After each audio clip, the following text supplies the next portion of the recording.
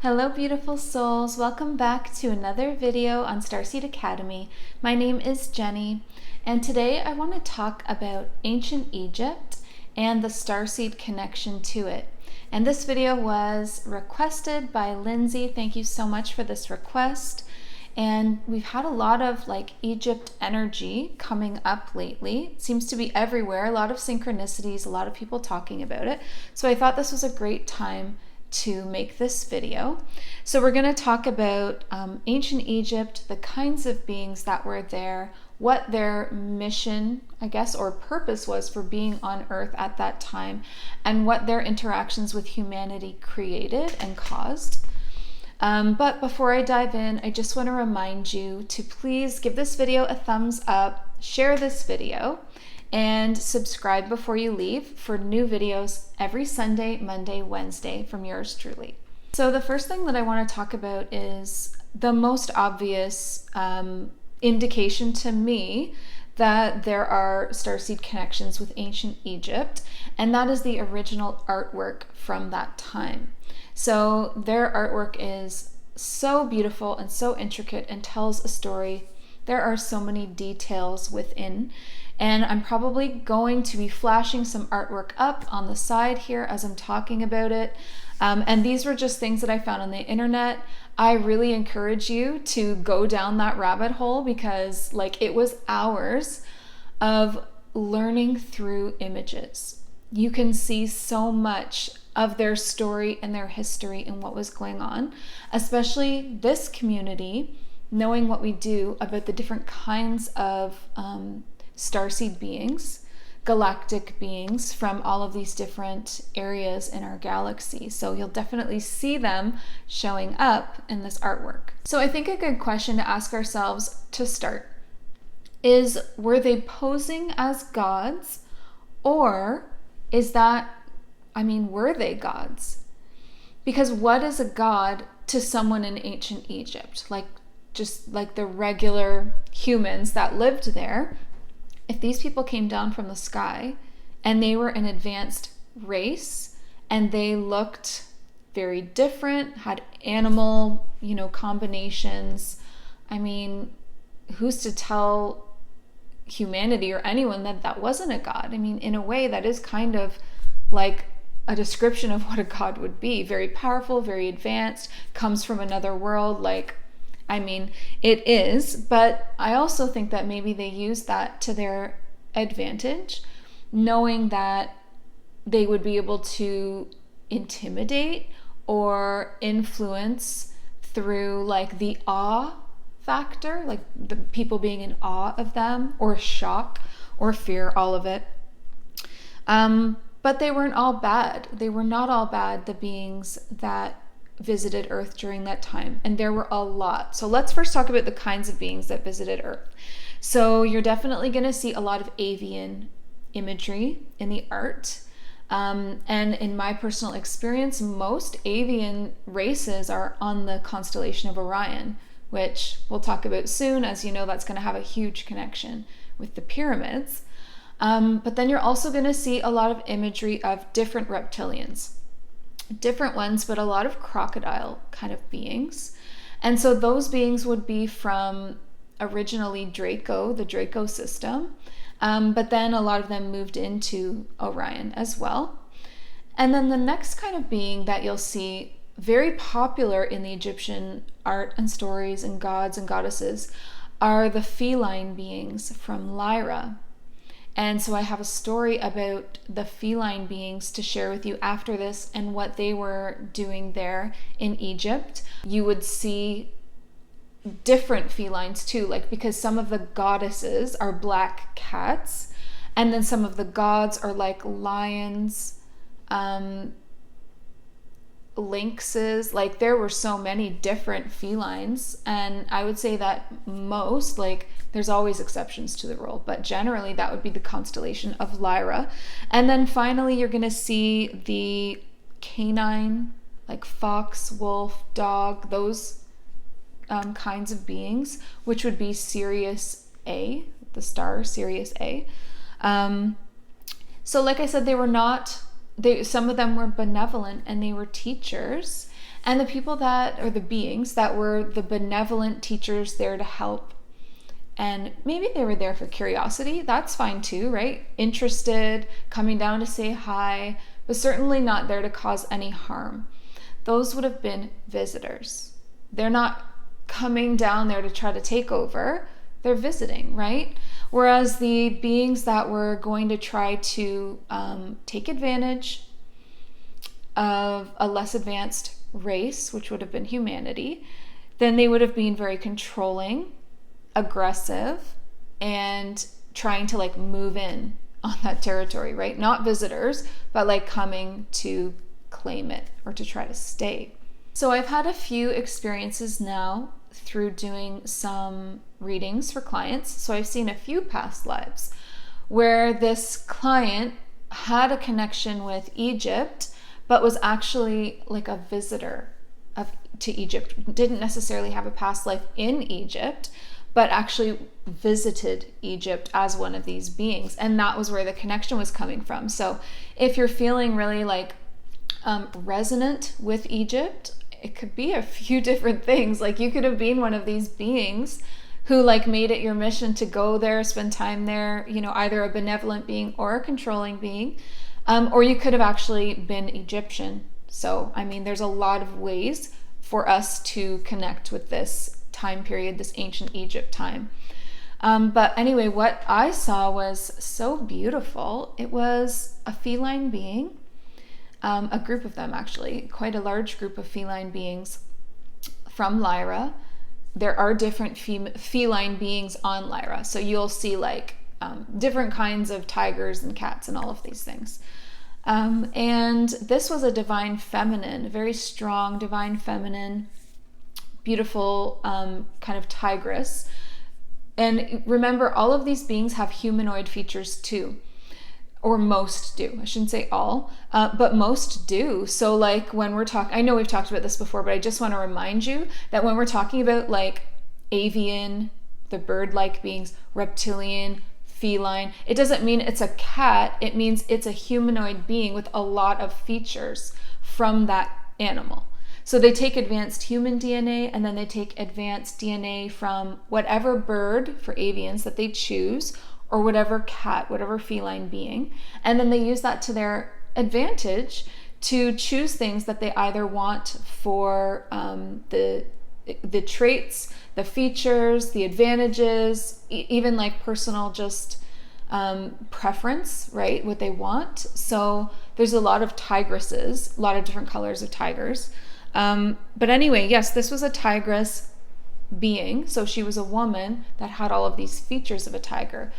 So stood upright, walked on the back legs, but was covered in fur and did have a tail, and like beautiful, like these like aqua blue green, like tiger eyes, very stunning, very stunning. And then wears clothes like a human, like robed up. So yeah, I would have looked like a goddess for sure. Anyway, visited the Egyptian people and really loved the women and the children. And that really touched this feline being's heart. She saw that a society was being built currently, and she also saw a lot of what was going on with like the reptilians and a lot of the control takers all being in their divine masculine. And so she was so divine feminine. And so she kind of swept in and gathered up a lot of the women and the children and started teaching them about healing, energy healing, spirituality, the power within, and created priestesses, human priestesses, and set them up to get started in temples. So giving them a space of power and significance and a role in this forming society before they were overtaken the way that women would be later on in history, and then lose all of that divine feminine goodness that the world needs. So she was like lifting up the women and creating spaces for them in society and teaching them how to do that. And that was so beautiful to see, because I get to see the reading like this movie in my mind and hear it. Like the movie projection and the soundtrack, that's clairvoyance and clairaudience, right? But then I get to share that with the client. That's a beautiful story to get to tell someone because, you know, a lot of past lives can be tough, right? They can be heavy. So when you come across one like this, it's like, oh my gosh, look what you did. Like, wow. And that person is still like very much, like I could feel from their energy, they were very much still about lifting up women all across the world of different races and nationalities and all of that. So really amazing heart. And what a beautiful, you know, like that part of you was alive in that lifetime. Like that part of you goes with you from life to life to life. And you're such a leader and such a healer. So that was a really beautiful experience of a being taking it upon themselves to help the humans and help the women and help the people. So let's talk about the pyramids next. So this would have obviously been contracted to be built by Orion beings. Otherwise, why on earth would it align with Orion's belt, right? So there's a couple of people that it could be. It could be the avian beings that wanted this done. It could have been the reptilians. It could have been a combination of the two. So what I see when I tune into the energy of the pyramids is that we don't have the full picture because there are pieces of the pyramid missing. So what's left that you're looking at, like when you look at the pyramids, is the inner shell. So the outer shell and the cap of the pyramids are missing.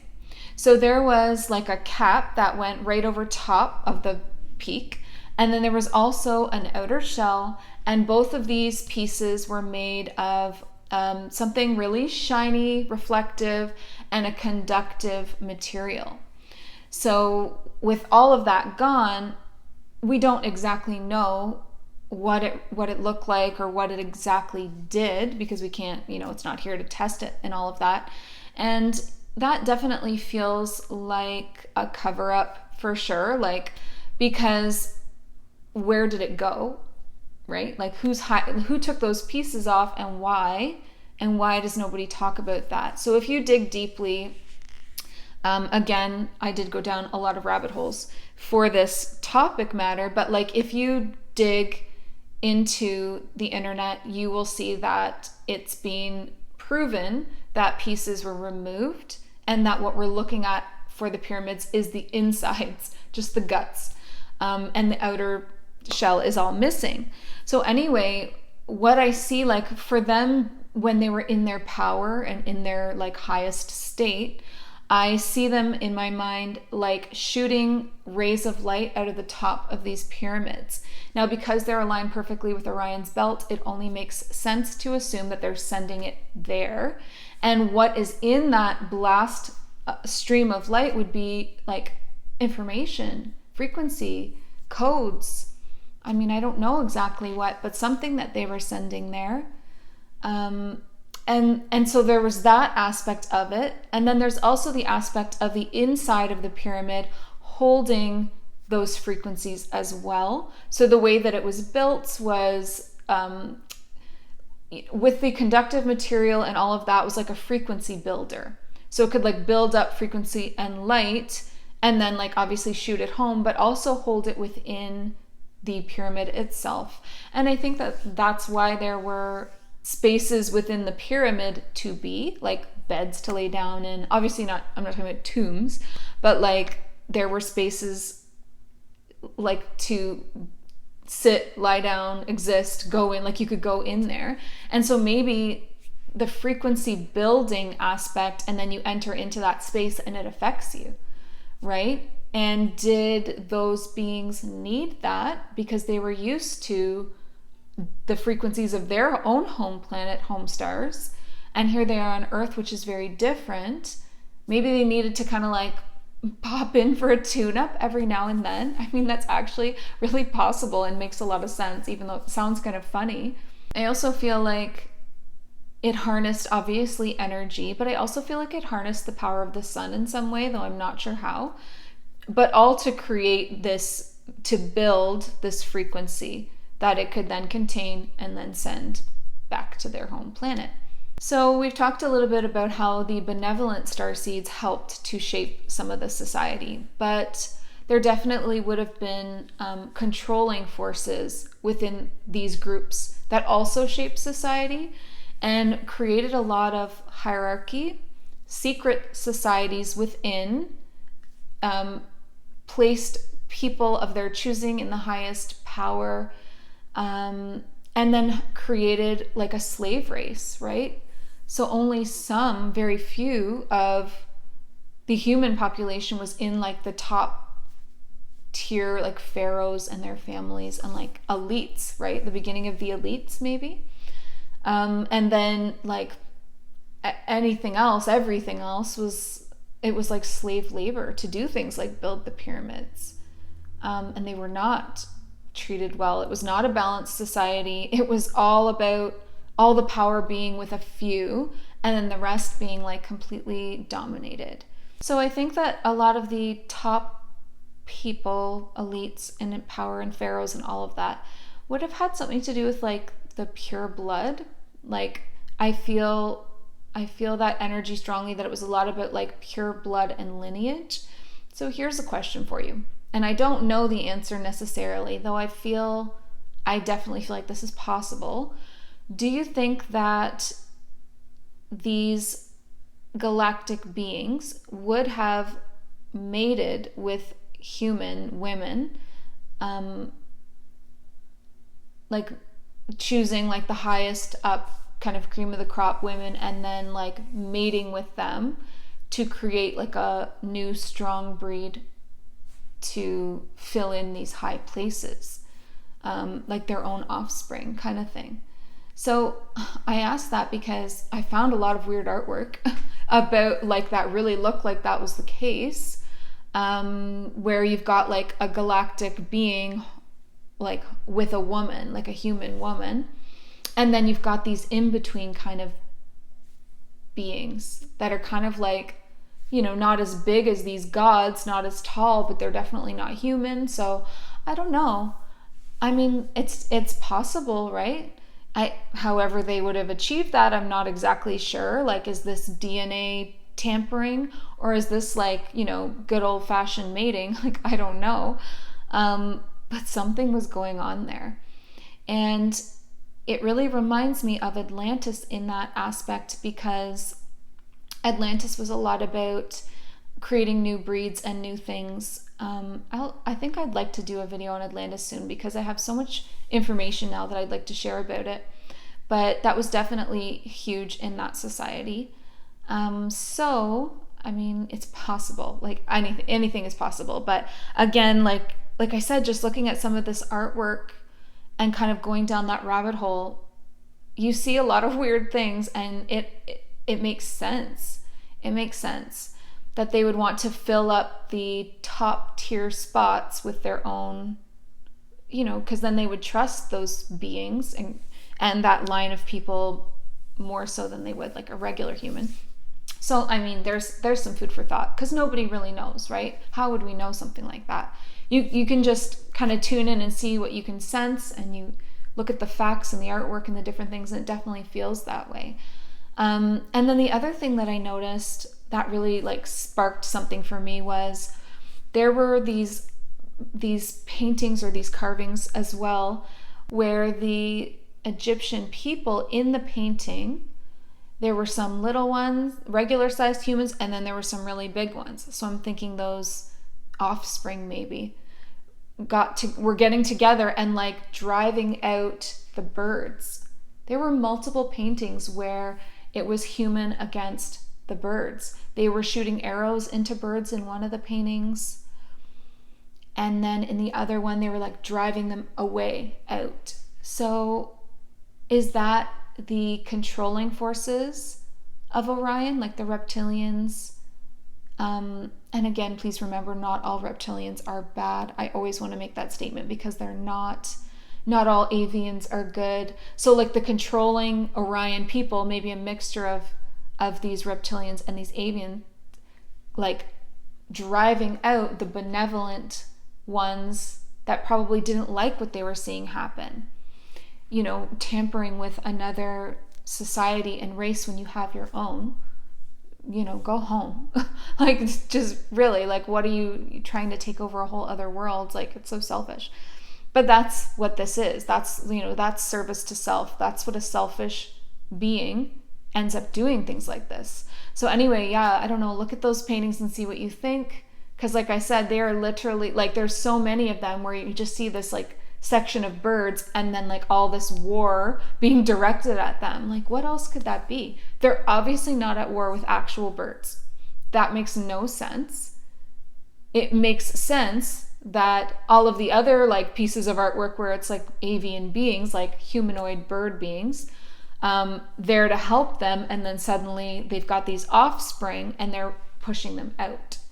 So I don't know, I thought that was really interesting. So to sum up, ancient Egypt is magical. It just is. It's magical and it's beautiful in all of its light and its darkness. It was an important time that shaped human history, and there will be mysteries being uncovered for many, many decades to come. They keep finding new things. They just found a mummified crocodile. They found, like, I guess once these beings, like the cats, remember how important cats were, right, to Egyptians? They would mummify the cats and treat them as sacred and put them in the tombs, not feline beings from another constellation, just good old house cats. And then they did it with crocodiles as well. Like, why would they do that unless they had these gods that were crocodile and cat? And then that made all of the crocodiles and cats sacred, right? So yeah, I just read this thing about they found a mummified crocodile with mummified crocodile babies, like all of it, like, I don't know, weird stuff. But that was how they treated their sacred, like, beings and objects and that. So anyway, what do you think? What do you think about all this? Do you have a connection with Egypt, and do you know why? Were you there as a human? Were you there as a starseed, like a galactic being coming in? Where's the connection there? So please share in the comments below. I would love to hear it.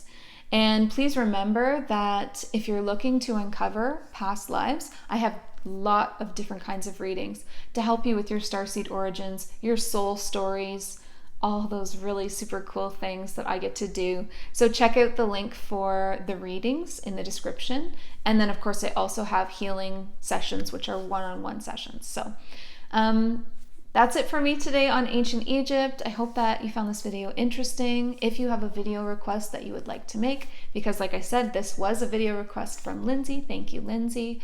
If you have one that you'd like to see me make a video on, then pop it in the comments and I'll see it and I'll see what I can do, and if it aligns with, you know, what's coming through for me as well. So thank you again for being here. And before you go, of course, I want to remind you, listen to your heart and the quiet voice within, because you are so much more than the body you are in. Thank you so much for joining me. Have a great day. Bye.